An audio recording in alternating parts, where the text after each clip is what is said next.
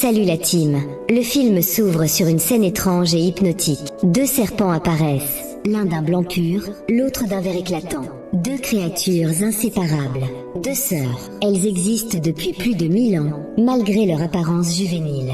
Le serpent blanc se nomme Suzanne. Toutes deux détiennent un pouvoir ancestral, celui de se transformer en êtres humains. Un jour, alors qu'elles explorent les hauteurs d'une montagne, leur route croise celle d'un jeune garçon nommé Xian. Il est là, goûtant les fleurs avec une innocence déconcertante. Les deux sœurs sont stupéfaites, des humains qui mangent des fleurs. Mais en réalité, Xian et ses amis sont en quête de plantes médicinales. Ils parcourent les montagnes pour les récolter. C'est alors que le serpent vert, dans sa forme originelle, surgit devant Xian. Terrifié, il perd pied, tombe le long de la pente et s'écrase dans la rivière en contrebas. Le serpent blanc assiste à la scène. Son cœur, pourtant vieux de 1000 ans, est saisi de compassion. Elle prend forme humaine, plonge dans les flots et insuffle son souffle dans la bouche du jeune homme. Elle le sauve, puis elle s'éclipse, silencieuse comme une brume. Quand Xian rouvre les yeux, ses compagnons sont penchés sur lui. Ils demandent où est la fille qui lui a sauvé la vie. Mais eux le regardent, perplexes. Quelle fille? Il n'y avait personne ici. Tout ça, c'était dans ta tête. Ce même jour, un grand festival est prévu au village. Le maître du temple et ses compagnons accompagnent Xian à l'événement. Mais dans l'ombre, il murmure une inquiétude. Et si des monstres profitaient de cette fête pour s'attaquer aux humains? Xian, les bras chargés de plantes, prend la route avec eux. Pendant ce temps, Suzanne repense à ce moment, à cet instant où elle a donné son propre souffle pour sauver Xian. Elle ne peut l'oublier. Elle pense à lui, encore et encore. Et peu à peu, elle comprend. Elle l'aime. Elle confie son trouble à sa sœur, le serpent vert. Elle veut le revoir.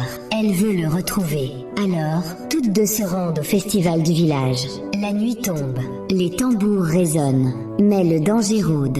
Le maître et ses compagnons sont armés, en alerte. Ils savent qu'une attaque est imminente. Au cœur de la foule, le serpent vert tombe sur l'un des compagnons du maître. Elle l'observe, l'apprécie. Elle tente un rapprochement. Elle veut devenir son ami. Mais lui, sérieux, lui répond: je ne peux pas te parler maintenant. Je suis ici pour capturer les monstres. Ironie cruelle. Il ignore que la fille qui veut devenir son amie est elle-même un monstre. Puis la verte aperçoit Xian. Elle l'approche et lui dit que sa sœur est tombée amoureuse de lui et veut le revoir. Mais Xian, confus, refuse. Il ne comprend pas. Il ne veut pas la rencontrer. Alors, dans un geste audacieux, la verte se jette dans la rivière, pousse le bateau de Xian vers l'endroit où se trouve Suzanne. Là, Suzanne lui ouvre son cœur. Je t'aime. Mais Xian hésite. Il lui avoue aimer une autre. Je ne sais pas qui elle est, mais elle m'a sauvée. Elle m'a redonné la vie, avec son souffle. Un éclair traverse l'esprit de Suzanne. Il parle d'elle. C'est elle qui l'aime. Et il l'aime comme elle l'aime. Pour lui prouver, elle le replonge dans l'eau. Et dans ce silence aquatique, elle ravive le souvenir. Il comprend. Elle est la fille qui l'a sauvé. Elle est l'élu de son cœur. Mais ailleurs, la menace grandit. Les compagnons du maître croisent la route de véritables monstres. Un combat féroce éclate. Xian se bat avec bravoure. Mais l'un des compagnons du maître est grièvement blessé. Il appelle à l'aide. Le maître arrive, puissant, impitoyable. Il invoque les flammes de l'enfer et réduit les monstres en cendres. Le lendemain, Suzanne se rend chez Xian. Il l'accueille, rayonnant. Ils vivent ensemble. Un jour, ils se marient. Mais la morsure du monstre a laissé une trace. Le compagnon blessé commence à changer. Il sent les ténèbres l'envahir. Il sait que bientôt, il deviendra une menace pour les humains. Désespéré, il s'isole, prêt à mettre fin à ses jours. Mais alors qu'il s'apprête à franchir le pas, le serpent vert surgit. Elle le retient. Elle veut comprendre. Il lui confie tout. Je vais devenir un monstre. Je refuse de mettre en danger des innocents. Je préfère mourir. Mais elle lui révèle sa vérité. Elle tire la langue. Une langue fourchue. Moi aussi, je suis un monstre. Et pourtant, regarde-moi. Et dans ce monde où l'amour et la monstruosité se croisent, le maître, en silence, prend la route du village. Le maître arrive enfin au village. Et ce qu'il découvre le glace d'effroi. Des victimes, partout, ravagées, dévastées. Les monstres ont frappé, sans pitié. Face à cette hécatombe, Xian fait ce qu'il peut. Il broie des herbes, prépare des remèdes. Il tente de sauver des vies, une à une. Mais Suzanne, elle, sait. Ces monstres ne sont pas ordinaires. Ils sont puissants, cruels, mortelle. Les simples herbes n'y suffiront jamais. Alors, dans un acte désespéré, elle insuffle son énergie vitale dans les plantes. Elle sacrifie sa force pour son mari, pour les villageois. Un petit rat, son fidèle ami, la supplie. Suzanne, qu'est-ce que tu fais? Ton souffle vital, ça te détruit. Tu deviens plus faible à chaque exhalation. Mais Suzanne est prête à tout, même à se briser. Xian administre la potion. Et là, miracle, les malades commencent à guérir. Le maître, témoin de cette scène impossible, reste figé. Son regard se trouble. Il ne comprend plus. Qui t'a aidé à faire ces remèdes? Demande-t-il à Xian. Ma femme, répond simplement Xian. Mais ce mot femme résonne comme un avertissement pour le maître. Il comprend. Elle n'est pas humaine. C'est un monstre. Alors, solennellement, il tend à Xian un couteau sacré. Garde-le, pour ta sécurité. Puis il se rend auprès de Suzanne. Pourquoi fais-tu tout ça?